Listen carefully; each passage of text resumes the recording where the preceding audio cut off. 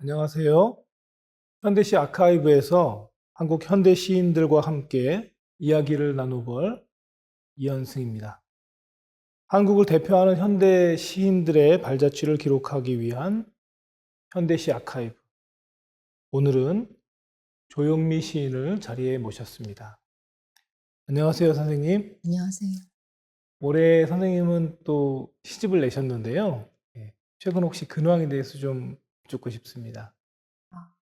5월에 시집을 출간하고 낭독회를 2번 하고 북토크 비슷한 살롱 초대석인가 그런 걸 또 1번 하고 바쁘게 지냈던 것 같아요. 건강도 신경 써야 하고요. 예.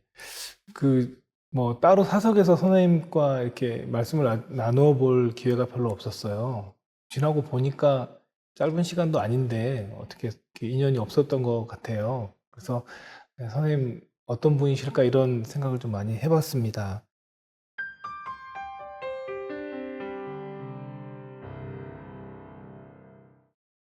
시를 통해서 엿봤던 선생님은 아주 고전적인 성품이실 것 같았어요. 아마 다른 분들도 그런 느낌을 갖지 않을까 이런 생각이 드는데, 오히려 선생님 첫 시집 봤을 때, 첫 시집 안에 선생님은 훨씬 좀 더 좀 스펙트럼이 다양하게 보였어요. 좀 발랄하기도 하고, 훨씬 더 좀 이렇게 무겁게 직진하는 목소리도 있고, 지금처럼 빌드업이 이렇게 차근차근하다기보다 그때는 불쑥 말하는 것도 있고, 또 어떤 부분은 조금 더 감정적이기도 하고 시적이기도 하고, 이런 여러 가지 스펙트럼이 다양하게 보였던 것 같아요. 그런데 그 첫 시집에서조차도 선생님은 이렇게 한쪽으로 확 쏠려 있는 타입으로 보이진 않았어요. 그런 것들조차도 굉장히 균형감 있게 이렇게 붙들고 있는 것처럼 보였습니다. 그래서 여쭤보는데요. 선생님은 고령에서 태어나셨고, 또 서울에서 대학을 다닌 것 외에 선생님의 지나온 길에 대해서 제가 막상 잘 모르고 있더라고요. 선생님을 시로 이끌었던 경험을 중심으로 성장 과정이랄까? 시를 만나게 된 계기 같은 것이 있으면 좀 들려주시면 좋겠습니다. 저는 고령에서 태어나 대구에서 성장했어요. 예. 초등학교를 마치고 서울로 올라오게 되었습니다. 방학이 되면 늘 할머니와 고모가 계신 시골집에 갔다가 방학이 끝날 때쯤이야 집으로 돌아오곤 했어요. 도시에서 자랐지만 제가 자연 친화적인 사람이 된 것은 아마 그때의 경험 때문인 것 같습니다. 유년기에 특별한 기억 2가지가 있는데요. 네. 몇 살 때인지 정확하게 기억이 나지 않지만 아주 어릴 때였는데, 제 시골에 가면 할머니께서 저를 데리고 이웃마을에 자주 놀러 가셨어요. 네.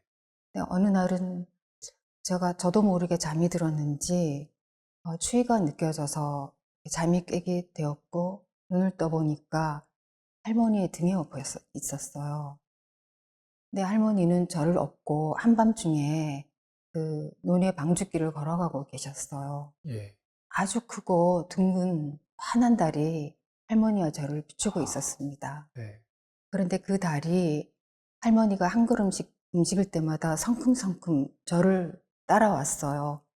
그 달의 속도를 지금도 잊을 수가 없는데, 달빛이 너무 환해서 눈을 가늘게 뜨고 바라보았는데, 달빛이 그렇게도 환하다는 것과 달빛을 주는 그 어둠이 그렇게도 찬란하다는 걸 그때 처음 알게 되지 않았나 싶어요. 그리고 할머니의 등에 업혀서 이제 집으로 오기까지 그 과정에서 저는 아마도 해가 아닌 달에 포섭될 운명이었던 것 같아요. 그리고 제가 지극한 아름다움에 마음이 어리둥절해졌던 곳이 다른 곳이 아닌 할머니의 따뜻한 등이었다는 것도 제게 정말 의미심장하게 느껴집니다. 네.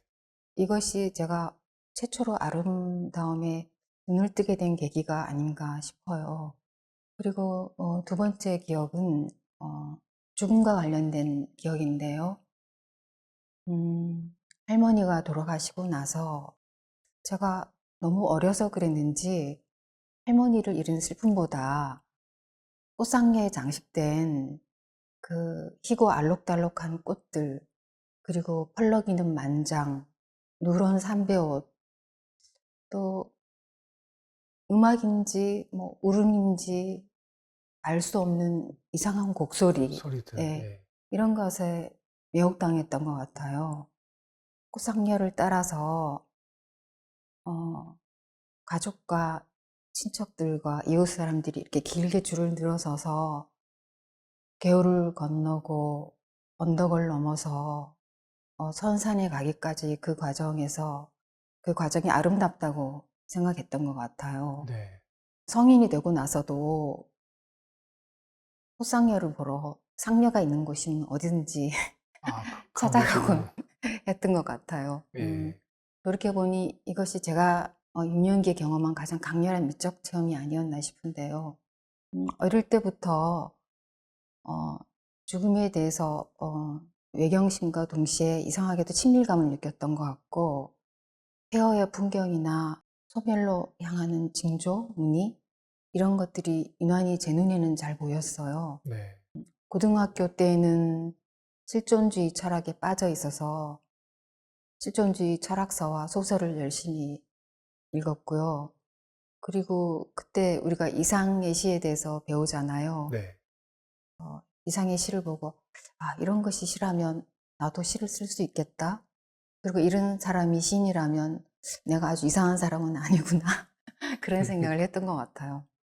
그리고 시를 쓰게 된 계기는 뭐라고 단정적으로 말할 수는 없지만 외로운 영혼들과의 교감이 아니었나 싶어요.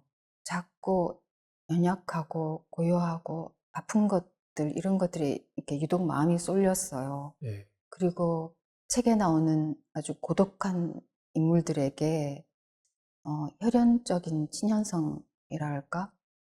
그런 것을 느꼈던 것 같습니다. 네.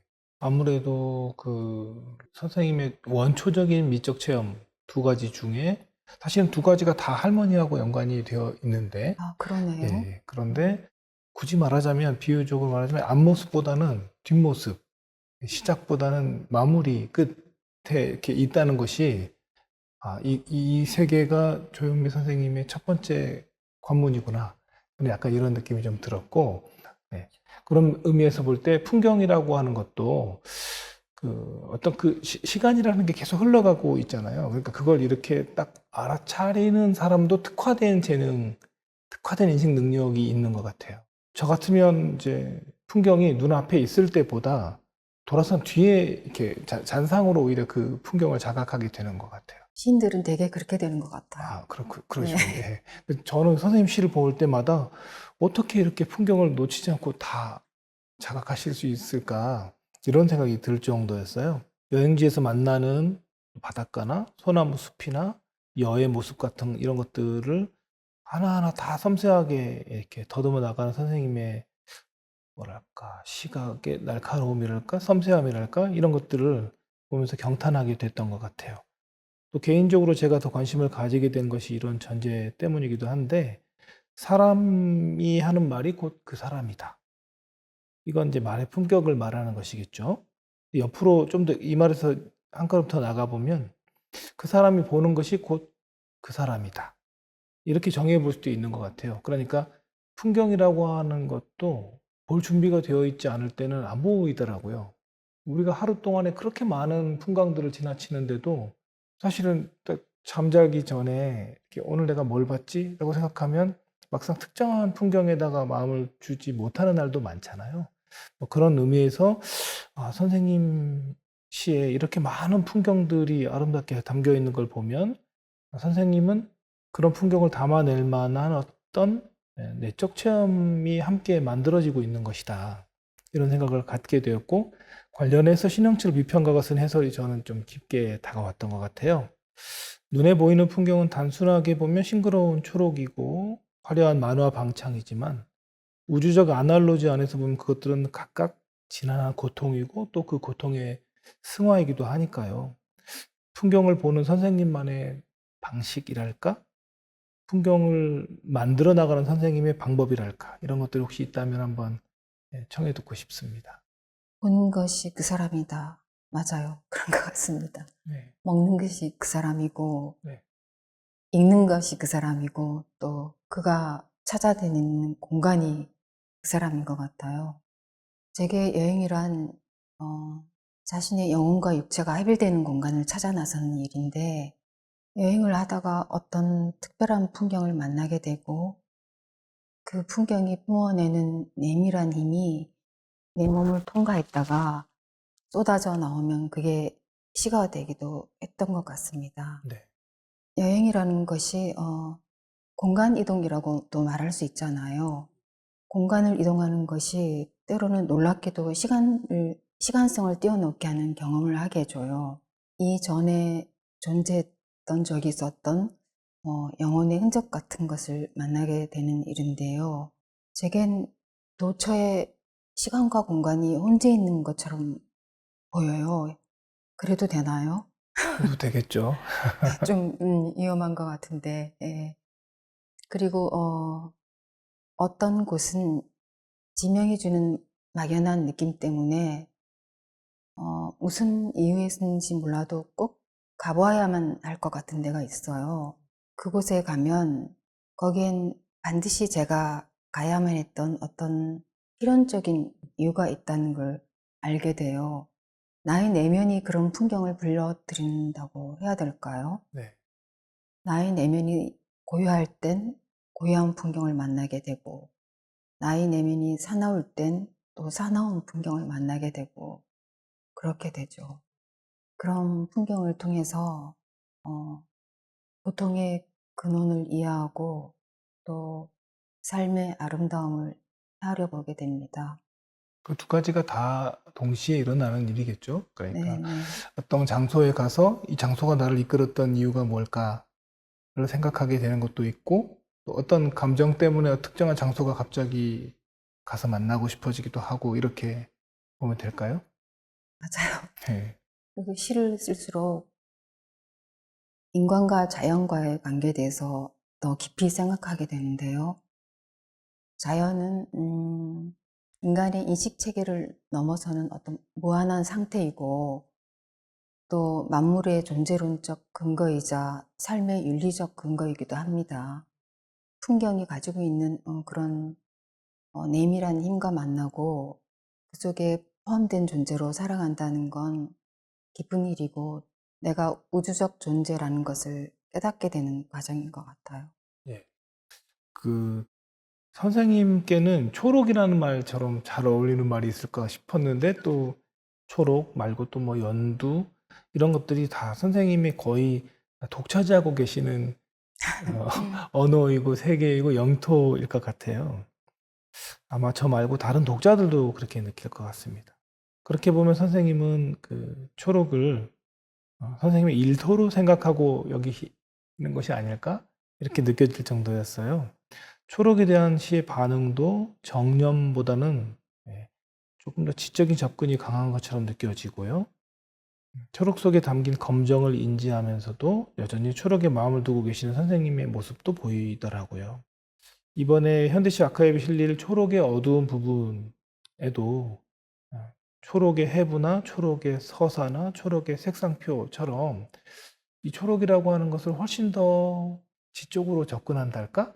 마치 과학자가 자연을 바라보듯이 바라보는 선생님의 모습이 다채롭게 보이는 것 같아요. 그런데 그 속에서 한편으로는 그걸 이렇게 최대한 관조로 어루만지려고 하는, 그러니까 한 걸음 물러나 있는 선생님이 늘 느껴지는 것 같아요. 그 양보와 유예가 대체 어떤 의미일까? 저는 이제 이런 궁금증을 가지고 있는데요. 그 세계에 대해서 조금 선생님이 더 말씀을 덧붙여 주시면 어떨까? 이런 생각을 하게 됩니다. 어쩌면 저희 이 모든 시적 과정의 처음은 검은색에 대한 천착이 아니었나 싶어요. 예. 처음에 검은색에 대한 탐구에서 시작해서 그다음에 흰색, 그다음에 붉고 푸른색, 그다음에 분홍색, 초록색, 그리고 이제는 그 초록의 자장 안에서 더 섬세하게 들어온 연두색까지 오게 되었습니다. 색채에 끌려서 이리저리 끌려다녔지만 사실 제가 가장 가닿고 싶은 곳은 무채색의 세계였어요. 예. 흰색의 절대성과 또 검은색의 장엄함과 유련함에 늘 사로잡혀 있었던 것 같아요. 그런데 초록색에 대한 천착은 이제 계속되었어요. 2011년에 나온 시집 기억의 행성에 초록을 말하다 라는 시가 있어요. 최근에 나온 시집 초록이 어두운 부분에 있는 초록의 어두운 부분, 초록의 성분과 함께 제가 그동안 초록에 천착했던 그 시간을 말해주고 있습니다. 네. 초록 3부작이 되었어요. 네. 돌이켜보니까 초록을 말하다라는 시가 초록의 어두운 부분까지 오게 된 시발점이 된 것 같아요. 네. 두 시 사이에는 10년이 훌쩍 넘는 거리가 있는데 앞에 시는 약간 사유적으로 기울어져 있고 네. 뒤에 시는 감각적으로 기울어져 있는 것 같습니다. 초록은 점진적으로 생명력이 강해지고 짙어지는 색채감이고 식물과 연결된 색이에요. 생명력이 강한 환희의 색이기도 하지만 그 속에 이제 검정과 같은 다른 많은 색을 포함하고 있습니다. 그래서 늘 그 변화에 예민하게 반응하게 되는데요. 하지만 초록의 서사나 해부는 계속되어야 하니까 좀 물러나서 이렇게 바라보게 되죠. 초록은 제시에서 앞으로도 계속 그 공간을 차지하고 있을 것 같아요. 네. 아, 선생님 제일 좋아하시는 색상이 검정색이신가요? 아니라고 말하고 싶은데 네. 반론을 펼치지를 못하겠어요. 예. 예. 저는 막연하게 이제 초록에 대한 편애에 이제 기대서 왔는데 선생님 말씀 나누다 보니까 선생님 그 원초적인 미적 체험에서도 그렇고 이 검정색에 대한 이끌림이 예, 강하셨었던 것 같아요. 그럼 앞서 이야기 나눴던 선생님의 시 초록의 어두운 부분 예, 낭독을 한번 듣고 오는 것이 좋겠습니다. 초록의 어두운 부분. 빛이 나뭇잎에 닿을 때 나뭇잎의 뒷면은 밝아지는 걸까? 앞면이 밝아지는 만큼 더 어두워지는 걸까? 깊은 어둠으로 가기까지의 그 수많은 초록의 계단들에 나는 늘 매혹당했다. 초록이 뭉쳐지고 풀어지고 서늘해지고 미지근해지고 타오르고 사그라들고 번지고 야위는 길이 휘어지는 숲가에 긴 나무 의자가 놓여 있고 우리는 거기 앉았다. 고도를 기다리는 두 사람처럼. 긴 의자 앞으로 초록의 거대한 상영관이 펼쳐졌다. 초록의 음영과 농도는 첼로의 음계처럼 높아지고 다시 낮아졌다. 녹색의 감정에는 왜 늘 검정이 섞여 있는 걸까? 저 연두빛 어둑함과 으스름한 초록 사이 여름이 계속되는 동안 알 수 없는 마음들이 신경성 위험을 앓고 있다. 노랑에서 검정까지 초록의 굴진을 돕는 열기와 습도로 숲은 팽창하고 긴 장마로 초록의 색상표는 완벽한 서사를 갖게 되었다. 검은 초록과 연두가 섞여 있는 숲의 감정은 우레와 포구의 숲의 나무들이 한 덩어리로 보이는 것처럼 흐릿하고 모호하다.